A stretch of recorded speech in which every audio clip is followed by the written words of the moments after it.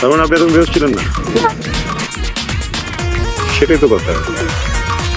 বেহুশ হওয়ার মতো কিছু দেখো নাই? না না, বেহুশ করার মতো কিছু নাই। তাহলে আপনি কোনো শব্দ না করে, কোনো চিল্লাচিল্লি না করে চুপচাপ চলে আসেন কেন? শব্দ বা চিল্লাচিল্লি করা যেত না, মানে এটা আমার part of my plan. Plan? কিসের প্ল্যান?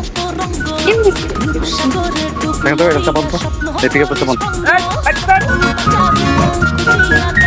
কি রে, গাড়ি চাপাই দিচ্ছে কেন? গাড়ি থামাই দিচ্ছে কেন?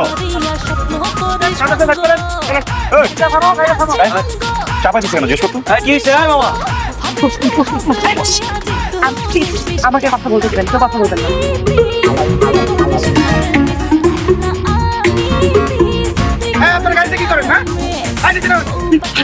নেমে আমাকে নামাও।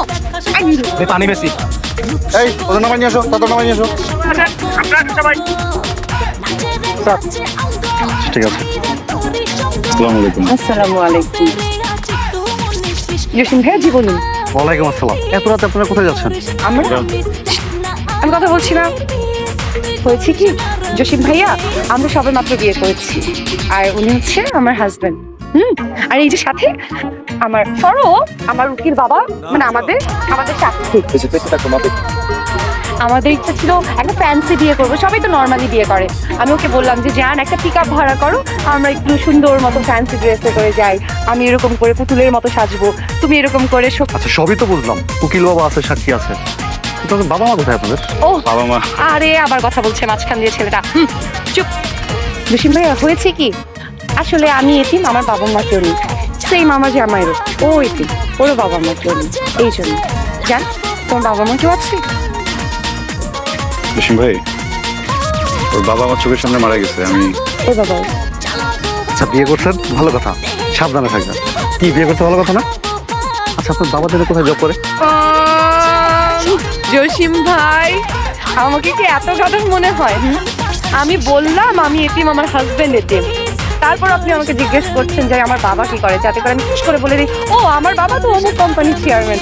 আমি কি বোকা? আমি বলেছি আমি এতিম, মানে আমি এতিম, এবং যেহেতু আমি বলেছি আমার হাজবেন্ডও এতিম, জান বলো তুমি এতিম না?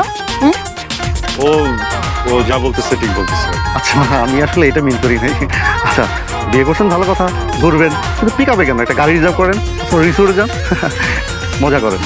আচ্ছা ঠিক আছে, তাহলে আপনারা সাবধানে থাকবেন। ওর বাবা ট্রাক ড্রাইভার ছিলেন। হ্যাঁ হ্যাঁ, আর ওর আব্বু আমার আব্বুর পাশে বসে হেল্পারি করতো। জানতামই না। হ্যাঁ আচ্ছা আপনারা যান। জি থ্যাংক ইউ। ঠিক আছে, আপনার বাসায় যান আর চা খাইতে আসবেন, ঠিক আছে? আচ্ছা আইসেন, অসুবিধা নাই। থাকবো, হ্যাঁ জি জি, দোয়া করবেন আমাদের। ঠিক আছে। এই যে আপনারা দেখেন তো, অন্য গাড়ি দেখেন, অন্য গাড়ি দেখেন। এক মিনিট দাঁড়ান। আপনি তো যেটা সব বলে দিতে পারতেন, বলেন না কেন? পারফেক্ট না প্ল্যান? প্ল্যান মানে?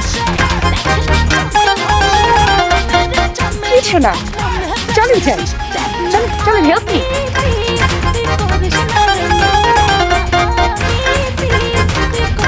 Thank you.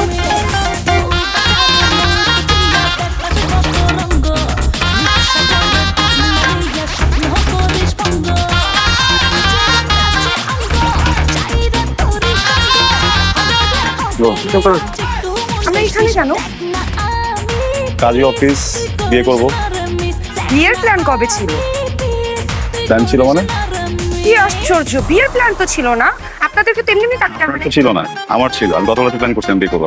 আপনি গতকালকে রাতে প্ল্যান করেছেন বিয়ে করবেন, তাহলে টাকা নিয়েছেন কেন কিডন্যাপের জন্য? যে টাকা, সে টাকা আমরা তো কোনো টাকা পয়সা নেই। আপনারা টাকা পয়সা পেয়েছেন কি পাননি সেটা তো আপনাদের ব্যক্তিগত ব্যাপার।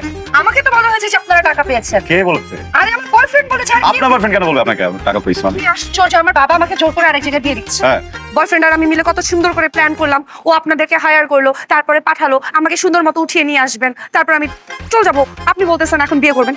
তার মানে হচ্ছে আপনি আর আপনার বয়ফ্রেন্ড মিলে প্ল্যান করে আমাদেরকে দিয়ে আপনাকে উঠাইছেন। আগে বলবেন না কথাটা? আরে আমি কি জানি নাকি যে কিডন্যাপারদেরকে শুরু থেকে শুরু করে বলতে হয়? হ্যাঁ, আর আমার বয়ফ্রেন্ড বলেছে শুনো তনু, তোমার জন্য এমন কিডন্যাপার পাঠাচ্ছি যেন তেন কিডন্যাপার না, অনেক হাই র্যাঙ্কিং এর কিডন্যাপার। তারা যদি জানে যে মানে প্রেমের কারণে সামান্য বিয়ের আসর থেকে কোণে উঠিয়ে নিয়ে আসবে, তাহলে ওই কিডন্যাপ তারা করবে না। এই জন্য আমার বয়ফ্রেন্ড বলেছে আমার বাবার অনেক টাকা, বাস এই আমি তো আপনাদেরকে সাহায্য করেছি, আপনাদেরকে অ্যাডভান্সও দিয়েছে আমার বয়ফ্রেন্ড। আমি যেতে আশ্চর্য। শোনেন আমি একটা কথা বলি, কি? আমি সব বুঝতে পারছি। পুরো ব্যাপারটা একটা মিসআন্ডারস্ট্যান্ডিং। আমি আপনার বয়ফ্রেন্ডের পাঠানো কিডন্যাপার না, আমি আপনার বিয়ের গেস্ট ছিলাম, কাজ শিখাতে গেছিলাম আপনার বিয়েতে গিয়ে। আপনাকে পছন্দ হয়েছে, এই জন্য আমি আপনাকে তুলে নিয়ে চলে আসছি, বিকজ আমি বলে ফেলছিলাম আপনাকে বিয়ে করে ফেলবো। আমি যেটা বলি আমি সেটা করি, আমি যদি মরেও যাই তারপর আমি সেটা করি, বুঝছেন না? এখন আমি আপনাকে নিয়ে বিয়ে করবো, কারণ আমি বলছি। আপনি এটাকে হ্যারাসমেন্ট বলেন, জোর বলেন আর যাই বলেন, আমার দেখার বিষয় না। আপনি চলেন আমার সাথে। বিয়ে করতে চান তো? হ্যাঁ শিওর? শিওর। কেন জানো?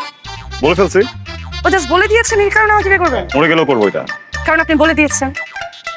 ফাইন, আপনি আমাকেও 3টা শর্ত, শর্ত না 3টা শর্ত প্লাস ওয়াদা একসাথে দেন, তারপর এটা পরে দেখছি। ওকে ডান, দিলাম, ওয়াদা দিয়ে দিচ্ছি, চলেন। না না দাঁড়ান, আগে বলেন তনু, আমি তোমার সাথে যা যা ওয়াদা করছি আমি সব পূরণ করব। তনু, আপনি যা যা ওয়াদা শর্ত আমাকে দিয়েছেন আমি সব কিছু পালন করবো। বলে দিচ্ছি তো বলে দিচ্ছি, চলেন। 1 মিনিট, শেষই তো হলো না। নাম্বার 1, হ্যাঁ। শর্ত এবং ওয়াদা। জোর করে আপনি আমাকে বিয়ে করতে পারবেন না। Okay fine. নাম্বার 2, অন্য কাউকে দিয়েও জোর করি আপনি আপনাকে দিয়ে আমাকে বিয়ে করাতে পারবেন না। আরে ভাই, কারো সাহসই নেই আমার বউরে জোর করবে। আজ এটা number 3 and the last one and the final one, আপনি আমাকে আমার বয়ফ্রেন্ডের সাথে গিয়ে নিজের হাতে বিয়ে দিয়ে তারপর আসবেন।